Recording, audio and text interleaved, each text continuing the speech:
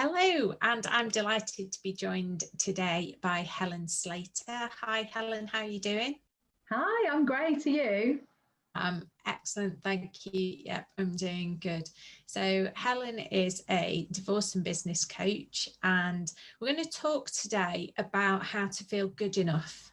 And this is something that comes up so much when people have gone through a big breakup, whether that be separation, divorce, dissolving a civil partnership, or any type of breakup, I guess. So let's start off. Where should we start, Helen?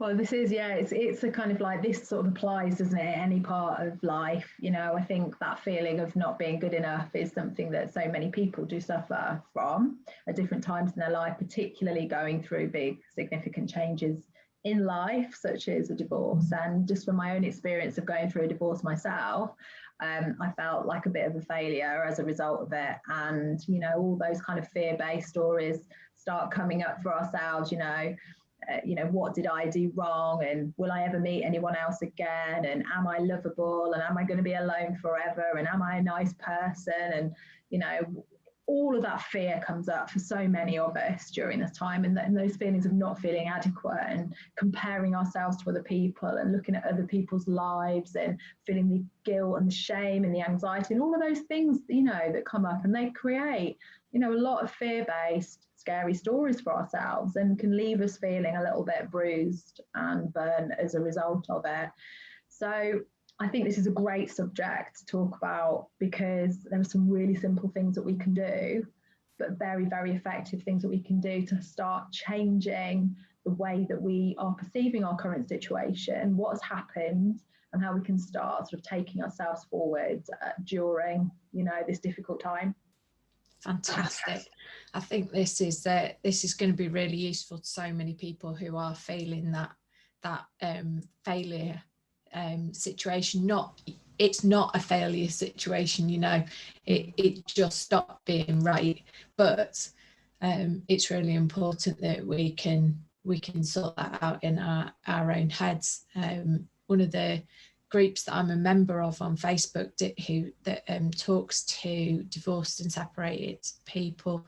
It was a lady in America, and she was saying that she can't stop texting her ex.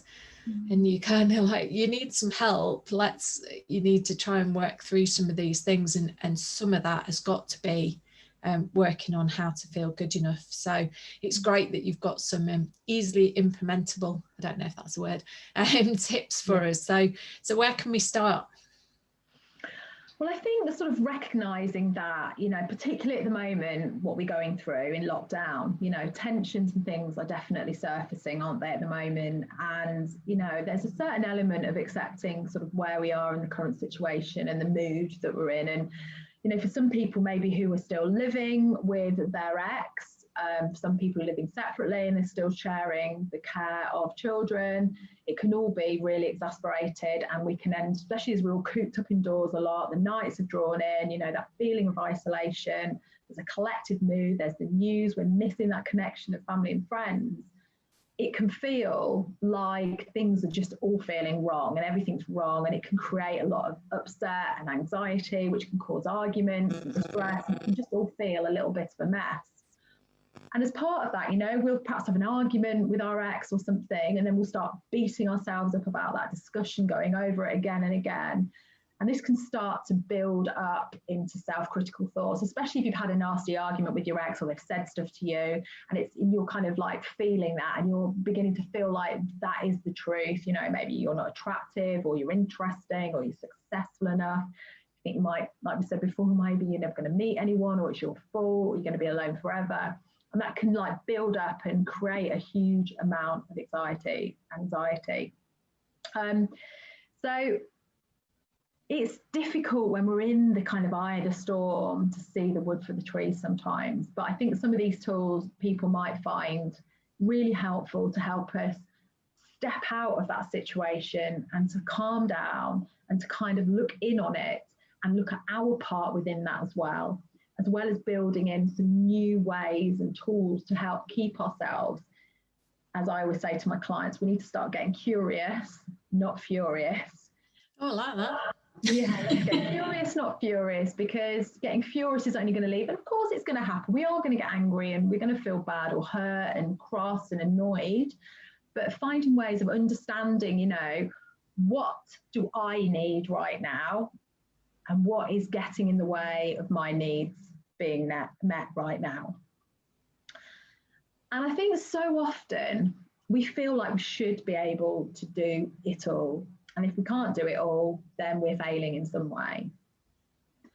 And I know it's difficult at the moment to sort of ask for help. I think asking for help is a really big thing. So even if it's saying to your ex, you know, I need a bit of extra help at the moment, maybe you just need an extra hour at the weekend, or maybe if they could have the children for an extra night, for example, asking for help and seeing that is not a fail, but this is an absolute act of self-care, because by taking some time out, it gives you an opportunity to recalibrate and begin to see things for what they are, not what you think they are. So you might have heard of this saying before, we are not our thoughts, we're not our thoughts. Our thoughts are our thoughts, they're not who we are.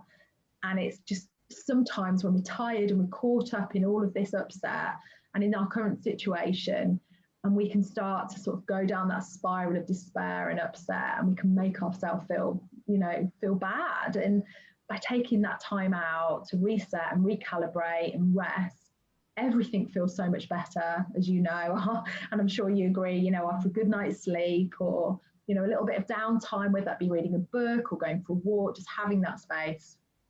Yeah, I totally agree. I think another thing about asking for help is that friends are often much more willing to help you out than you automatically assume. I'm rubbish at asking for help. You can ask any of my friends, they'd be like, no, she's dreadful.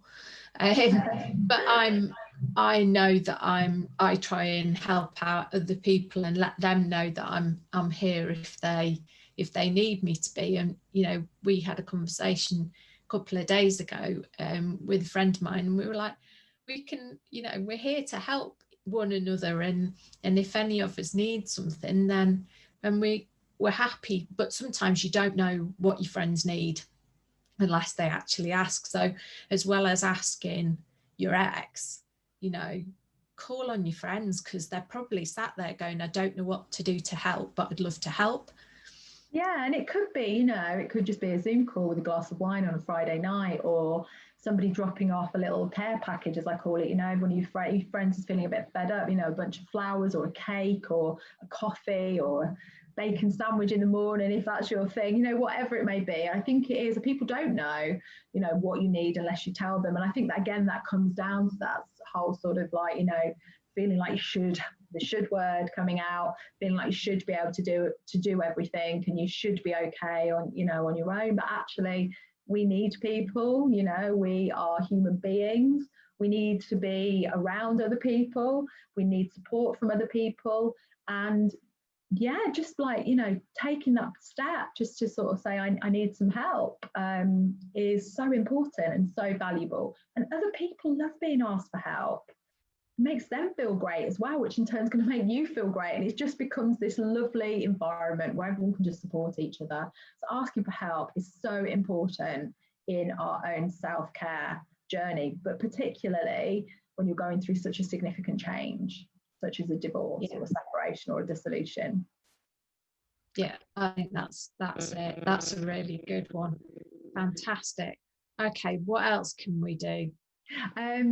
Well, I think another thing, like I think we spoke about this at the beginning of this conversation, and that is we can be really bad at sort of getting into that negative headspace about, you know, this was our fault, and, you know, we're not lovable, or, you know, we're going to be on our own forever, and, you know, it's not worked out because of me, or I'm a failure. Or I get my clients to write a list of like a positive, self-affirming kind of list about themselves. So all of their strengths, all of their wins over the years, you know, what are they good at?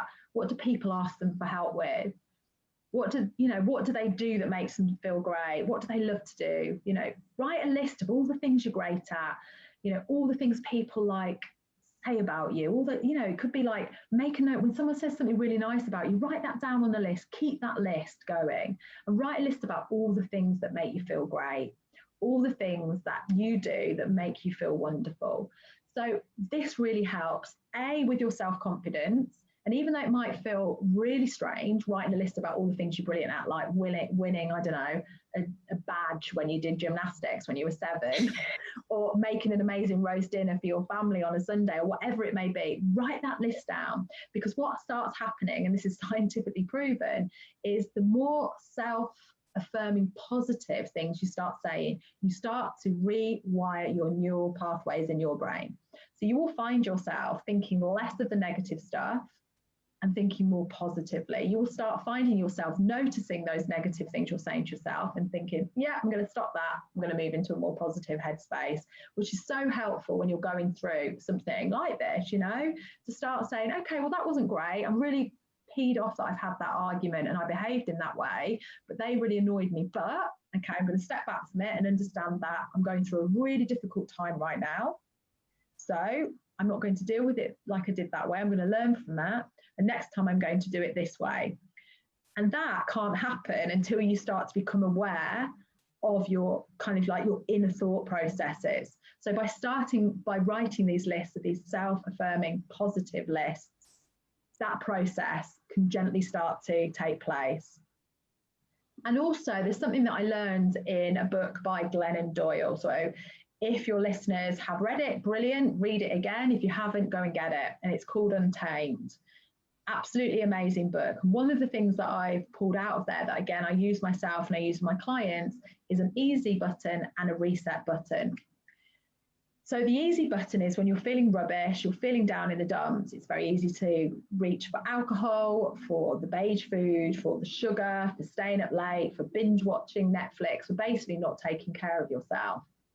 Where there are some really simple reset things that each of us will be able to do very simply that we know that make us feel great. So my list is drink a glass of water, pick up the phone to a friend, go for a walk in fresh air, eat some nourishing food, get an early night, have a hot shower, read a good book, listen to music, have a dance.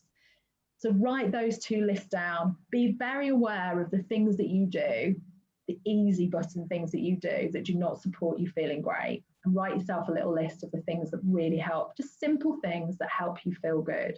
So when you're in that really difficult headspace, when you're really struggling and you don't know what to do to make yourself feel better, you've got that. I have mine on a big sheet of paper up on the wall in my office, and I look at that and I just think, just go and get a glass of water and go and sit down and read your book for a bit, or just go and have a little sleep for 10 minutes, or go and phone your friends. So that's a really helpful tool as well. I like that. That's good advice. I have, you'll be pleased to hear, got buying that book on my to-do list for today. Oh, that was very timely, wasn't it? I'm on it. I think you mentioned it. So I've spent the morning listening to Helen today. So I think it was mentioned in your podcast with Wilma, and also in your when you did your office guided tour that you popped on Instagram earlier on today. I think you showed your lists, and I was like, that sounds like a good book. So it's already on the list. So yeah, I shall be working my way. No, it sounds fantastic. That's brilliant. Really great Helen, book. thank you so much for joining us today and for those amazing tips. I have a feeling that we may need to do this topic again at some point to cover off the next few, because I'm sure that there are some more ideas that you've got as to helping people out when they've worked their way through that one. But thank you for joining me. No worries. Lovely to talk to you as always.